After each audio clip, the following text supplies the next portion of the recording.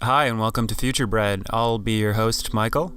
If you're just stumbling onto the channel, Futurebred or Future Class is a response to History class. In our formal education system, we have this class called History that studies the past, but no class for the future.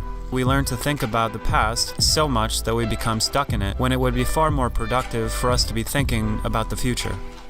In the last video, I introduced the channel. In this video, I'll be talking about imagination and our ability to imagine a future fulfilling enough that we would want to move toward it and turn it into reality.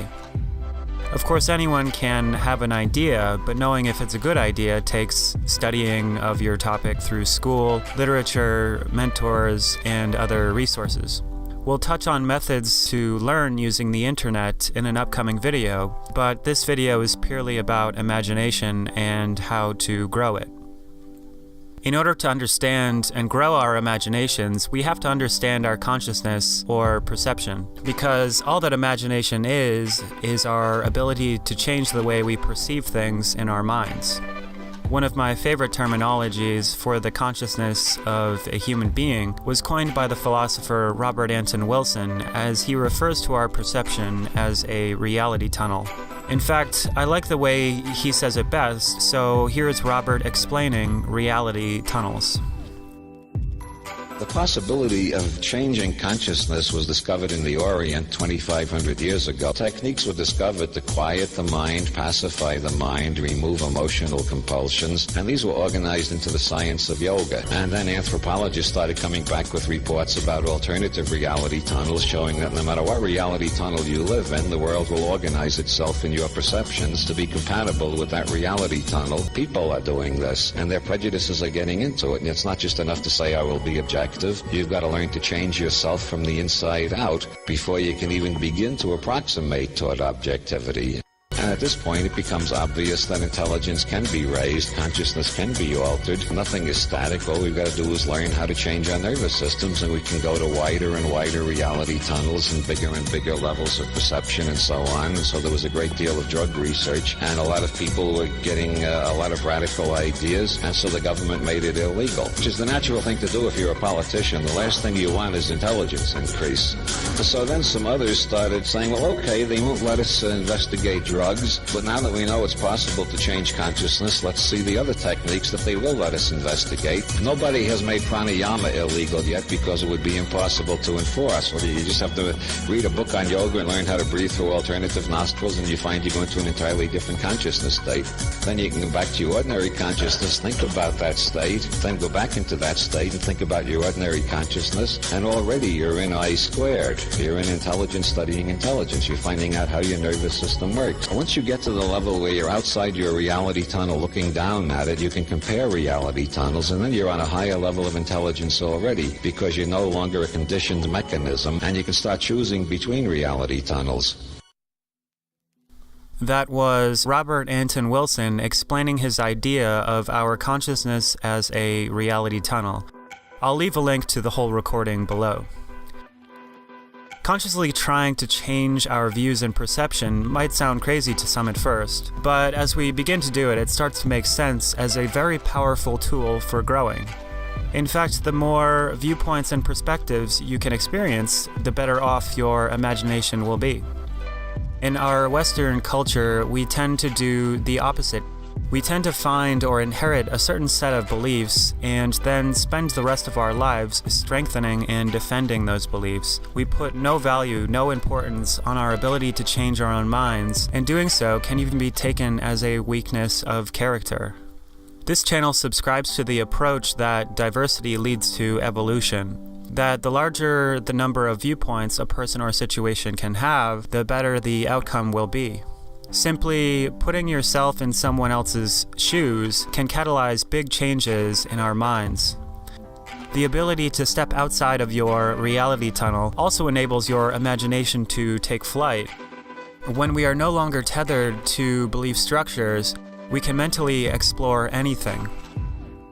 Now I'll get into some specifics of what has helped me to open my mind. As I am a unique individual, these techniques might not work for everyone. The first of the methods is to relax. Relaxation does wonders in letting your mind drift to new areas that it hasn't gone to before. As there are numerous well-known methods of how to relax, and we'll all differ in our methods of getting there, I'll leave it at that and move on to focus. The better you get at focusing, whether through meditation or otherwise, the more your mind and imagination tries to break in to distract you, and the more elaborate and tantalizing the imaginations become. Your ability to focus will obviously help you in other aspects of your life, so meditation and similar activities are strongly recommended. At the end of this list, I'll describe my personal practice, which is a cross of mindful meditation and dreaming. Speaking of dreaming, dreaming has to be one of the most interesting aspects of life. That you can have a lucid dream and take complete control of your reality makes it all the more profound. The implications that lucid dreaming has in relation to our waking reality are mind-blowing. In many ancient cultures, dreams were taken as literal omens and gave an organic set of opportunities to explore in life. There have even been certain cultures to base their entire waking lives around the directions that dreams suggested to them. As for ways to becoming a stronger dreamer, or methods to produce more meaningful dreams, I can suggest that thinking about dreaming while you're in your waking state will affect your dreams. The effort that you put into it while awake and the interest that you have will directly mirror itself in your dreams. What you put in is what you'll get out. Drugs. There's a lot to go over here, especially considering the many dimensions to drugs and things such as too much. A disclaimer of this channel is that I can neither recommend nor deny the use of any individual substance. My own results have been too varied to give any yes or no. Some people get addicted to certain drugs or substances, but the idea that the drug is the problem may be an outdated perspective. As we acknowledge that life can be really hard and really weird, it may help us to see that the drugs are not the problem but the symptom, and our helping to make the world a more inviting, fulfilling, and comfortable place may be the best resolve for those issues.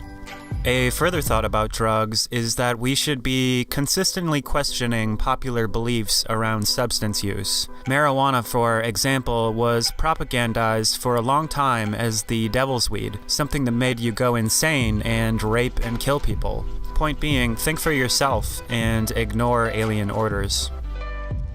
In my experience with drugs, I have mainly stuck to marijuana, alcohol, kratom, and psychedelics. The ayahuasca experience is probably going to be one of the safest psychedelic experiences because you will likely be under the guise of an experienced shaman. Years ago, I was studying the work of a man named Terence McKenna, a kind of guru of the psychedelic experience. A lot of the time he would be advocating this certain experience, which he would refer to as the heroic dose, 5 to 7 grams of psilocybin mushrooms in silent darkness. I was intrigued by this, so I tried it out multiple times. Without getting into the details, I'll say that what happened to me during those trips was scary and dangerous, and right now I am lucky to be alive. At the time I was doing this, I was living and taking the drugs by myself, which turned out to be a mistake. So if anyone else is thinking about taking a high dose, I would recommend that you have a friend nearby to kind of babysit you, or that you just consider taking a lower dose.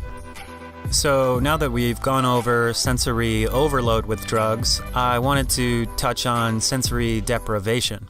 This is the practice of deliberate reduction or removal of stimuli from one or more of the senses. This can be accomplished with blindfolds, earplugs, hoods, and there's more elaborate setups out there. Basically, your senses are used to working 24/7, so when they're deprived, you begin to hallucinate. It's a fine way to peel the layers if we think of you as an onion, because without your regular senses as distractions to you, you are able to navigate your thoughts through the images that come to you while your senses are being deprived. Sensory deprivation tanks offer the most immersive deprivation experience and are worth researching if you are unaware of their benefits. You can usually find someone with a tank near you, as people make a business by buying the tanks and renting them out by the hour. The next method of opening your mind, and an obvious one, is books. Like traveling, you can visit places and learn to see detailed imagery, stories, and structures in your mind. You can read a book on just about anything, so it's up to you. You may come to a point, though, where books begin to stifle you, when your imagination is ready to do nothing but create, and trying to force ideas from books into your head will only distract you. The whole point of this video, of course, is about how to have your own ideas. And anything that is written in a book is someone else's idea. Sometimes stunning, beautiful, freeing, fascinating ideas, but still ideas from another person. Lastly, I wanted to touch on my own personal method of meditation. It's pretty simple. I try to do it after lunch in the early afternoon when a siesta would happen. I lie down in a quiet and comfortable place and start to pay attention to my breathing, in and out, in and out. As thoughts begin to arise, I observe them and return my attention to breathing. I continue in this way, and since I am slightly tired from just eating, my mind begins to drift. As the first images, which are beginnings of dreams, appear, I remain calm and return to my breathing. Then on about the third or fourth dream start, I follow the start of the dream by focusing on its image and interact with it in whatever way I can. If I see a car, well, I get in that car and drive and turn at the first light and look out each of the windows to see what's happening outside of the car. Then I look at all of the instruments on the dash, etc., etc. This kind of method produces an opportunity to dream and be awake at the same time, to follow and observe a dream. It can take a few tries and sessions to make anything interesting happen, but I've found it a good way to explore my subconscious mind while getting a little midday break in, and of course this can be done at any time of the day. So that's the video, folks. I did want to state one correction. In the intro video, I stated that the future is only limited by our imaginations and physics. I want to remove the thought that the future will be limited by physics, and I'll describe why. Right now, there are experiments under the realm of quantum physics that are proving that our observation of the universe changes it. If you are unaware of these experiments, look up the observer effect or double-slit experiment. Anyways, experiments that prove that our consciousness affects reality. I am speculating that unbiased experiments and research will find that our beliefs affect and bend reality to meet those beliefs. So, my speculation is that as we begin to accept this, we will gain control over our physical reality. Like the idea of Christ, we will be able to do things like walk on water and heal each other based on our ability to believe that we can. So yeah, let me know if you liked the video in the comments, and if you have any ideas for upcoming videos. Let me know of any glaring and fruitful methods that I may have missed. Like and subscribe, and I'll see you in the next one.